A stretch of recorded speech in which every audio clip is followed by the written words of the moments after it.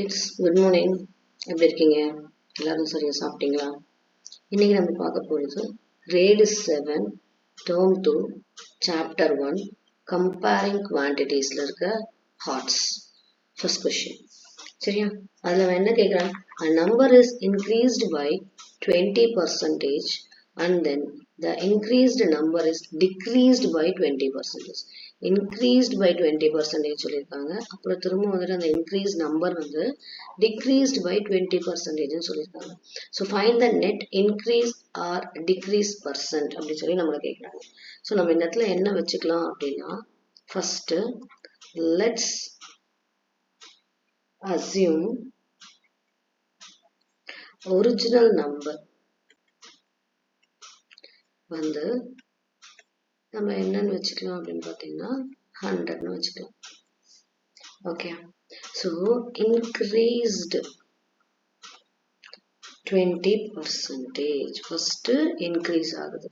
So increase 20% அப்படின்னும் போது நம்ம என்ன பண்ணணும்? நம்மளோட ஒரிஜினல் அமௌண்ட் இருக்கு இல்லையா?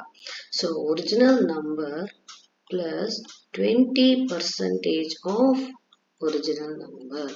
ஸோ நம்ம ஒரிஜினல் நம்பர் என்ன வச்சுக்கலாம்? 100 plus 20 by 100 into 100. So இதுவும் cancel. So 100 plus 20 equal to 120.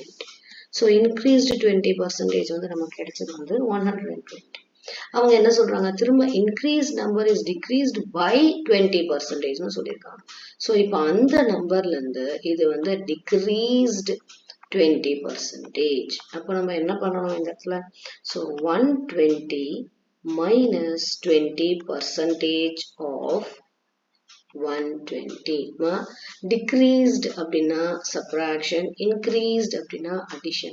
So இப்போ நம்ம எப்படி எழுதுது? 120 minus 20 by 100 into 120. இந்த 0 இந்த 0 இந்த 0 இந்த 0 cancel. ஸோ இது 120 minus 24. ஸோ 120ல 24 போச்சுன்னா 96. சரிங்களா? ஸோ இப்போ அடுத்து அவங்க என்ன சொல்றாங்க? இதில் அவங்க என்ன கேட்குறாங்க கொஸ்டின்ல? Find net increase or decrease பர்சன்டேஜ்னு கேட்குறாங்க. இப்போ பாருங்க, இன்க்ரீஸ் அமௌண்ட் வந்து நமக்கு 120, டிக்ரீஸ் அமௌண்ட் வந்து ஃபைனலாக நமக்கு கிடைச்சது 96. நம்ம ஒரிஜினல் அமௌண்ட் என்ன வச்சிருந்தோம்? 100ன்னு வச்சிருந்தோம் இல்லையா? ஸோ இப்போ net degrees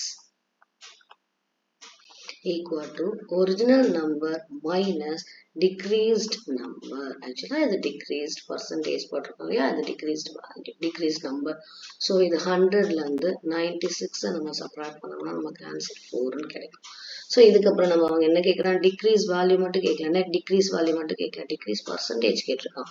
so net decrease percentage நீங்கள் ஆல்ரெடி தெரியும் உங்களுக்கு. டிக்ரீஸ் பர்சன்டேஜ்க்கு ஃபார்முலா என்ன? Decrease percent